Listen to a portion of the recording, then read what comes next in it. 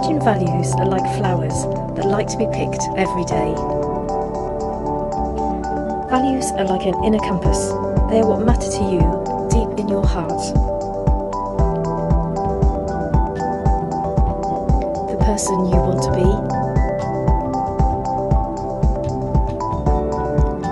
The way you would like to treat yourself.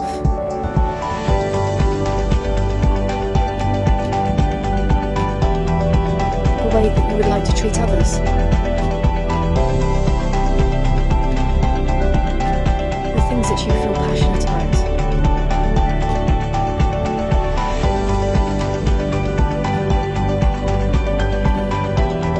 There are no right or wrong values, just as there are no right or wrong flowers. Values are what matter to you, so try picking several values and use them throughout your day. Blessed day everyone, my name is Cheryl Mayti Cantaderos and I will be reporting about the meaning of values. Values define in organizational behavior as the collective conceptions of what is considered good, desirable, and proper or bad, undesirable and improper in a culture. So what is values in biblical perspective? A value or ethic is a principle of standard that governs that matters in one's life. As a result, Christian values are the principles that follower of Jesus Christ considers important, the life principles that Jesus taught. So the next is the characteristic of value or values. So values are different for each person.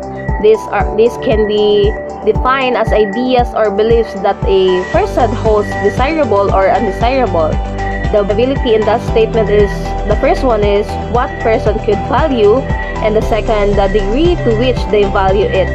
So what is the importance of values? The importance of values are the enduring beliefs that the specific mode or conduct or end state or existent personally or socially preferable.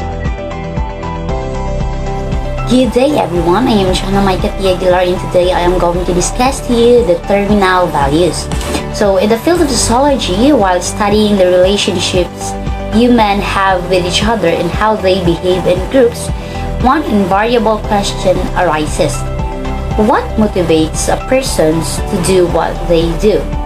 The most simplistic answer to this question is that humans tend to do what is important for them. In other words, they are motivated by what they value. So, a value is a behavior that is socially acceptable and is defined by social and cultural goals and boundaries. It is the standard behavior that is expected in social interaction. Depending on the time frame, values can be distinguished in two categories. First, we have the behavior that is desired now or the instrumental value, and second is the desired behavior in the long run, the end goals that individuals hold for themselves and society, or the terminal values. So we can better understand and appreciate the difference between the terminal and instrumental values by comparing them as below. So the terminal values, these are the end goals or the desired state of existence. And the instrumental values, these are the specific behaviors that one finds personally and socially acceptable.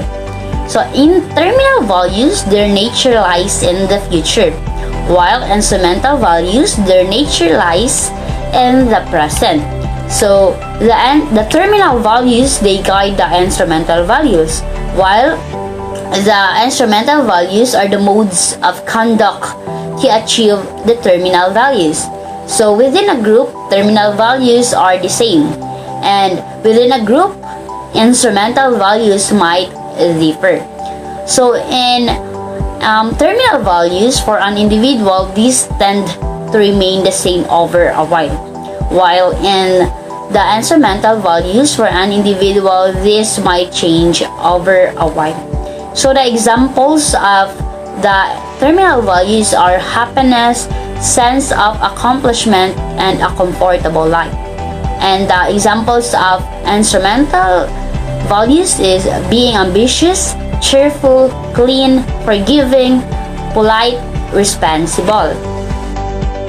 As we seen from the above comparison, Both terminal and instrumental values form a part of the value system that individuals hold for themselves and society. So both are culturally defined and govern the behavior and the state of existence that is socially acceptable. The instrumental values help achieve the terminal values. And there was a Polish American social psychologist who wanted to understand the value system that exists within humans. After his extensive study and research, he published a book titled The Nature of Human Values in the year 1973, in which he carefully described the concept of value, its types, and the way the human value system governs their motivation and life choices.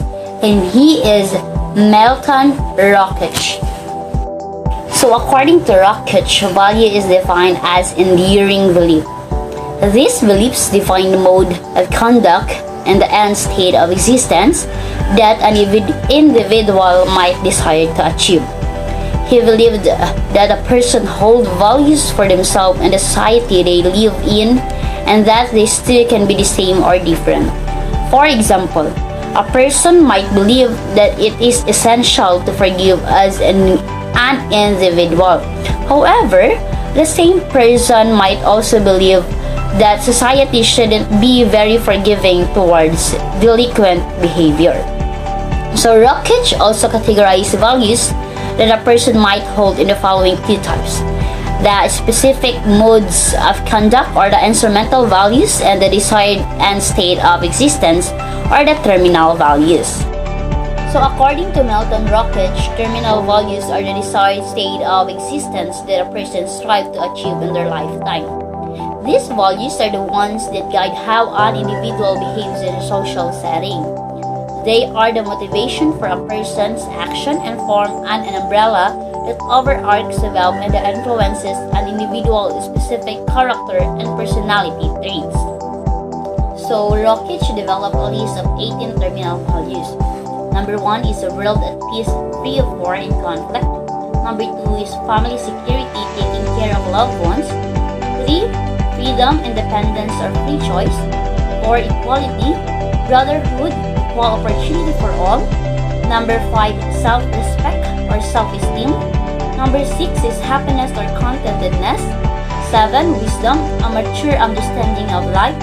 8, national security, protection from attack. 9, salvation, save or eternal life. 10, true friendship or close companionship. 11, a sense of accomplishment or a lasting contribution. 12, inner harmony or freedom from inner conflict.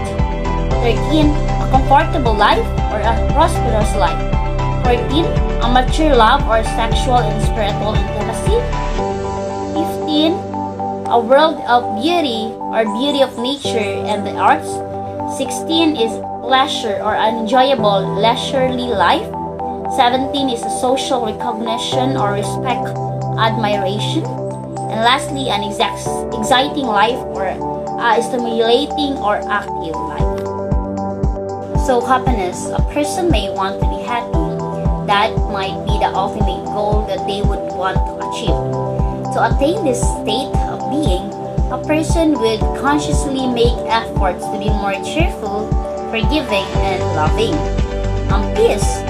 World peace and peace of the inner self might be the end goals of an individual might want to achieve.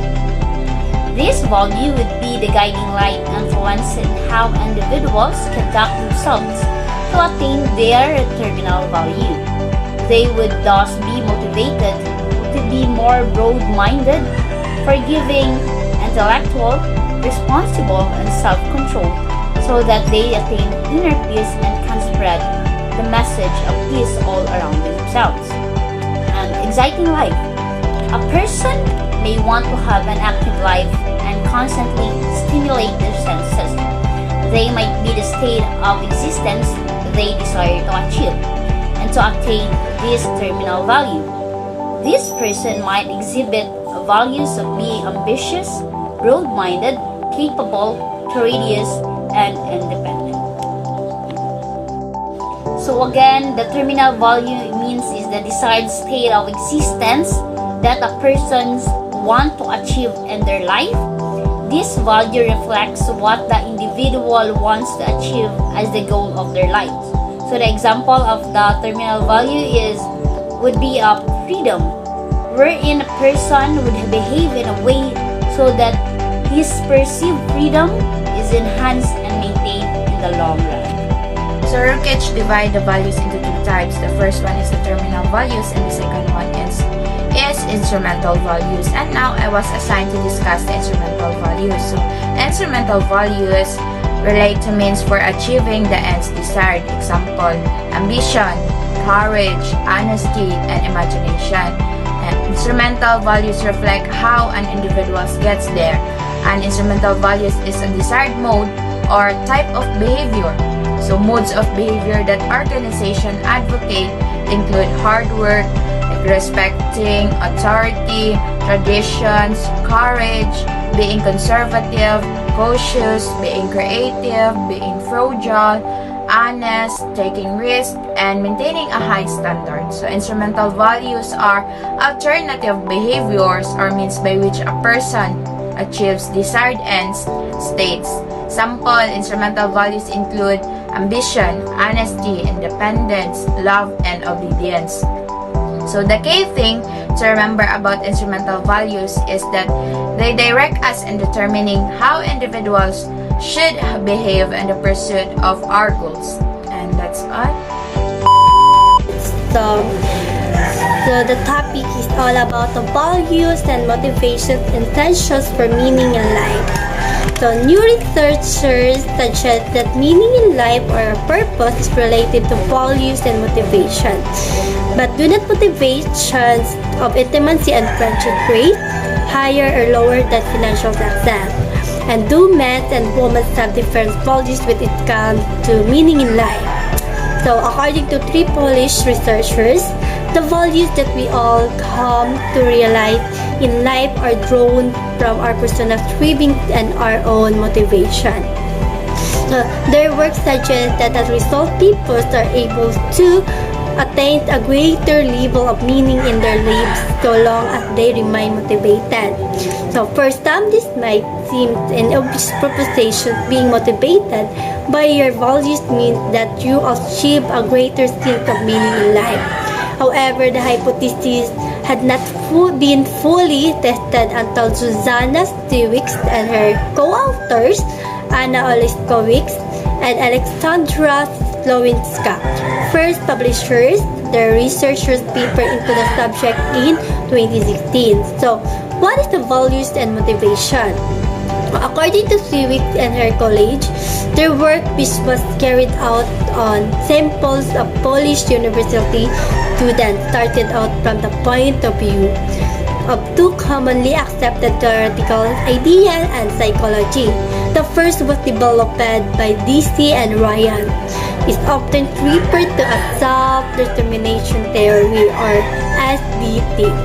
So their idea is that motivation is the individual could address issue or competence, relatedness, and autonomy. For psychologists, competence is the term used for our desire to control outcome.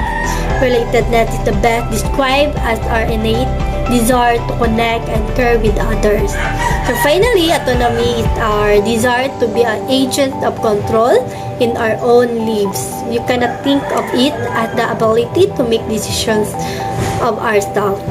Both intrinsic and extrinsic motivations is that with under SDT for most psychologists.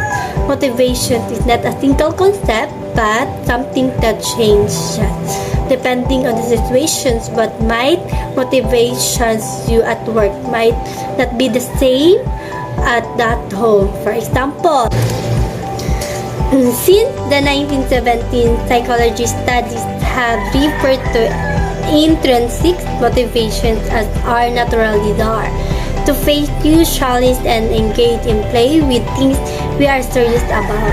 So conversely, extrinsic motivations are not innate. These are motivations that come from outside of our inner self, just as reward for performance of Mary prayed. So, to break it down, greatly as this theory claim that people will grow and function optimally when competence, relatedness, and autonomy are working in harmony. Competency in when we try to control the outcomes of something, and relatedness is how connected to others we are in our actions. Finally, autonomy describes the degree of agency we have ourselves. So being motivated by your values means that you will achieve a greater sense of meaning in life.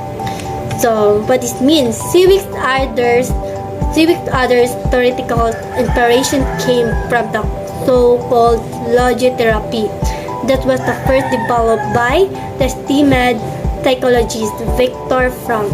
His theory is based on the reasonable assumptions that human beings are motivated by their search for a sense of life purpose.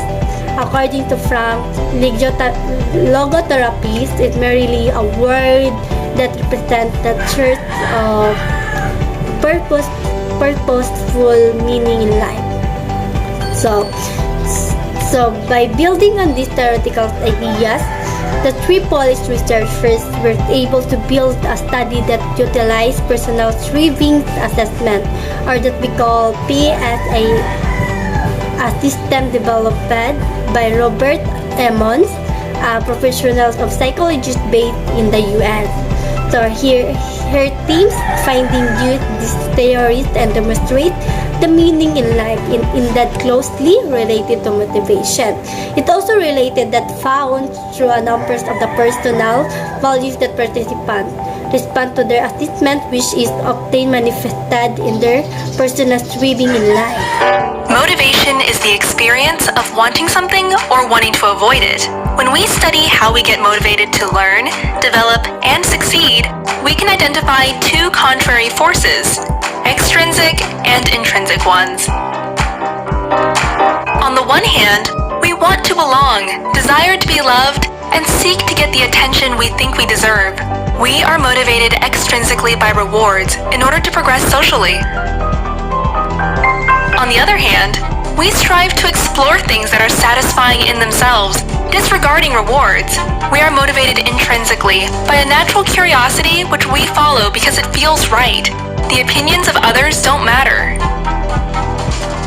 To understand why we probably need a good mix of both, let's imagine two 4-year-old children. Both grow up in families that want only the best for their kids, but have completely opposing views on how to motivate them to succeed. Tom's parents believe that all their boy needs is love. To not undermine his intrinsic interests, they never praise him or use rewards. Eventually, they decide not to give him any feedback at all, fearing it could corrupt his free mind. Over the years, Tom develops an immense capacity to imagine, spending most of his time playing by himself. By being allowed to follow his passions, he learns what he likes and what he doesn't. But Tom doesn't learn what others expect and gets easily irritated when asked to do something in a particular way.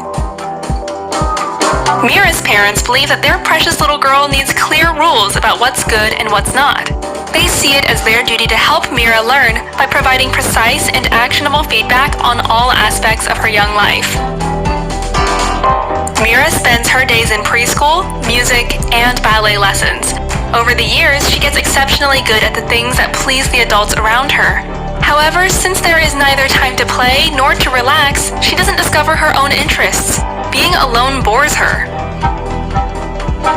At 14, Tom is independent and begins writing science fiction. He realizes that he isn't quite like his friends and spends most of his time at the library. When he shares his writing, others can't quite relate. At the same age, Mira is at the top of her class and has plenty of friends and admirers. She knows what is expected of her and makes sure to meet those expectations. Sometimes the pressure becomes unbearable, although that's her secret. By the day he turns 21, Tom has a unique perspective of the world. He is intelligent, but doesn't like to work for money and hence is always broke.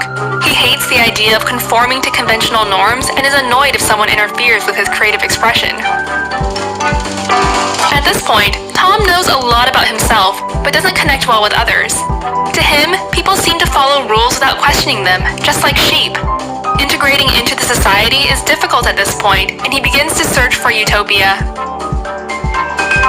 Mira makes it into a top medical school where she realizes she'll never be top of the class again.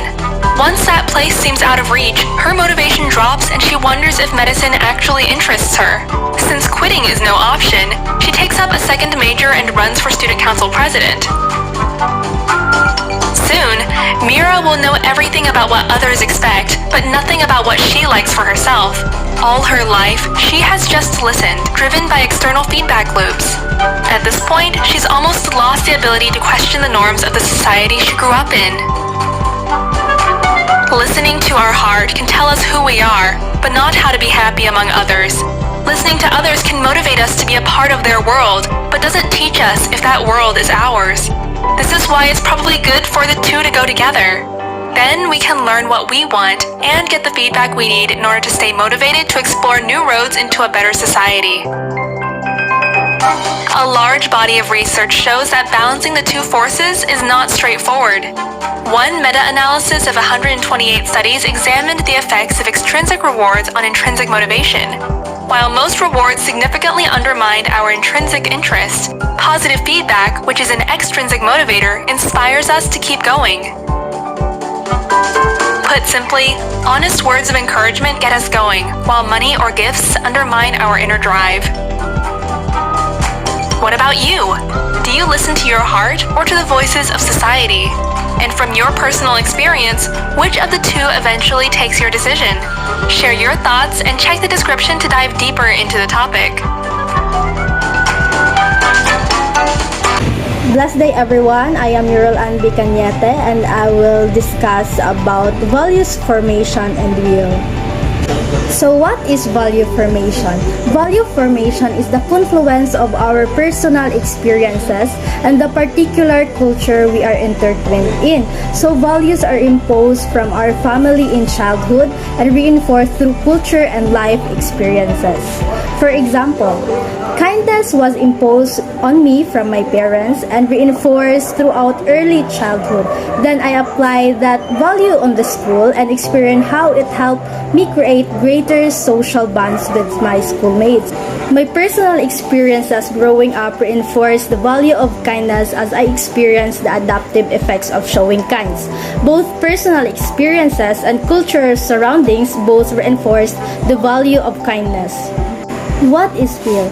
The idea of general will is the heart of Rousseau's philosophy. The general will is not the will of the majority, rather it is the will of the political organism that he sees as an entity with a life of its own. The general will is an additional will, somehow distinct from and other than any individual will or group of individual wills, by some means endowed with goodness and wisdom, surpassing the beneficence and wisdom of any person or collection of persons. So, society is coordinated and unified by the general will. Rousseau believed that this general will actually exists and that it demands the unqualified obedience of every individual. So he held that there is only one general will and consequently only one supreme good and single goal toward which a community must aim.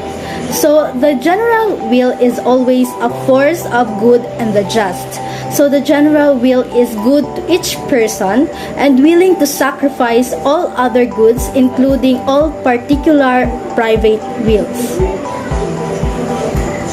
There are three dimensions of values. The first one is cognitive dimensions. Second is affective dimension. And the third one is behavioral dimension. Cognitive dimension or mental understanding and readiness. So it is a relationship by analyzing their shared values, beliefs, and norms. So we must understand the value that we want to acquire, and also we need to know why we have this value, and also we need to know how to live with this value. The second one is affective dimension. So it is an experience towards something. So it is a feeling and emotional aspects which includes particular attitudes and habits associated. So the more you experience, the more you have feelings that has achieved. And also you can feel value like honesty. The third dimension is behavioral dimension. Living the values. So it's stated here that living by that value is the true value asset test. So behavioral means how we adapt an behavior and also a value. So in this three dimension, it was very important because it helps us grow in knowledge, wisdom, and sensitivity, openness for the variety of value. So experiences in life as well as the value that we encounter. Value formation is a training of the intellect and will.